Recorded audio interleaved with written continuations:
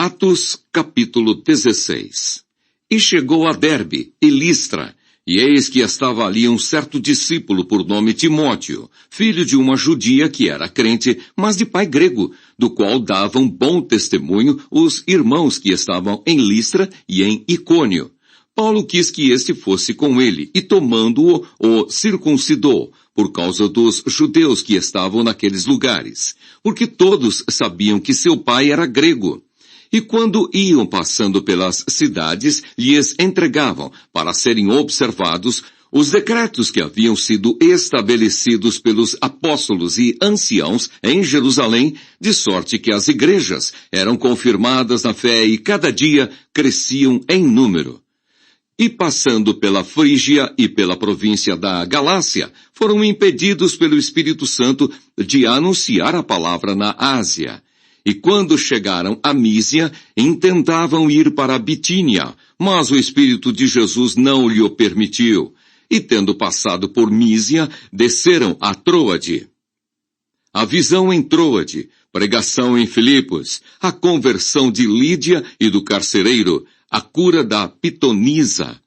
E Paulo teve de noite uma visão em que se apresentava um varão da Macedônia e lhe rogava, dizendo: passa a Macedônia e ajuda-nos. E logo depois desta visão, procuramos partir para a Macedônia, concluindo que o Senhor nos chamava para lhes anunciarmos o Evangelho.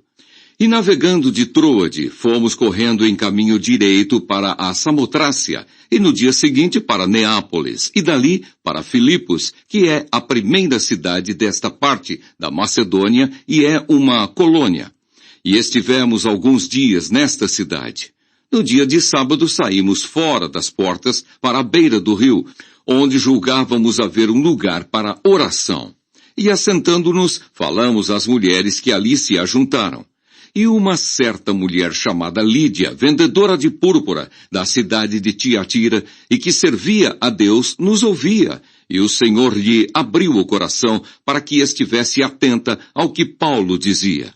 Depois que foi batizada, ela e a sua casa nos rogou, dizendo: se haveis julgado que eu seja fiel ao Senhor, entrai em minha casa e ficai ali. E nos constrangeu a isso.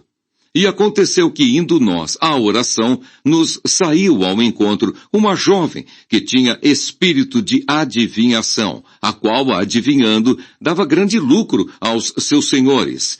Esta, seguindo a Paulo e a nós, clamava, dizendo: estes homens que nos anunciam o caminho da salvação são servos do Deus Altíssimo.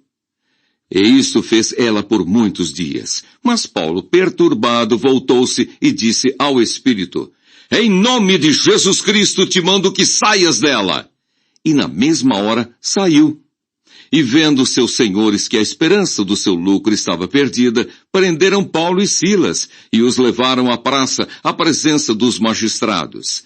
E apresentando-os aos magistrados, disseram: estes homens, sendo judeus, perturbaram a nossa cidade e nos expõem costumes que nos não é lícito receber nem praticar, visto que somos romanos.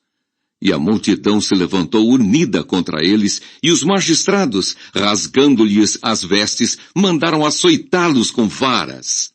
E havendo-lhes dado muitos açoites, os lançaram na prisão, mandando ao carcereiro que os guardasse com segurança, o qual, tendo recebido tal ordem, os lançou no cárcere interior e lhes segurou os pés no tronco. Perto da meia-noite, Paulo e Silas oravam e cantavam hinos a Deus, e os outros presos os escutavam. E de repente sobreveio um tão grande terremoto que os alicerces do cárcere se moveram, e logo se abriram todas as portas, e foram soltas as prisões de todos. Acordando o carcereiro e vendo abertas as portas da prisão, tirou a espada e quis matar-se, cuidando que os presos já tinham fugido. Mas Paulo clamou com grande voz, dizendo: não te faças nenhum mal, que todos aqui estamos. E pedindo luz, saltou dentro e todo trêmulo se prostrou ante Paulo e Silas. E tirando-os para fora, disse: senhores, que é necessário que eu faça para me salvar? E eles disseram: crê no Senhor Jesus Cristo e serás salvo, tu e a tua casa. E lhe pregaram a palavra do Senhor e a todos os que estavam em sua casa. E tomando-os ele consigo naquela mesma hora da noite, lavou-lhes os vergões e logo foi batizado. Ele e todos os seus. Então, levando-os à sua casa, lhes pôs a mesa, e na sua crença em Deus, alegrou-se com toda a sua casa. E sendo já dia, os magistrados mandaram quadrilheiros, dizendo, soltai aqueles homens. O carcereiro anunciou a Paulo estas palavras, dizendo, os magistrados mandaram que vos soltasse. Agora, pois, saí e ide em paz.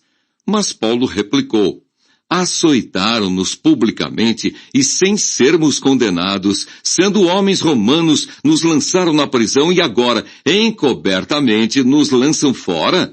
Não será assim, mas venham eles mesmos e tirem-nos para fora. E os quadrilheiros foram dizer aos magistrados estas palavras, e eles temeram, ouvindo que eram romanos. Então, vindo, lhes dirigiram súplicas, e tirando-os para fora, lhes pediram que saíssem da cidade. E saindo da prisão, entraram em casa de Lídia, e vendo os irmãos, os confortaram, e depois partiram.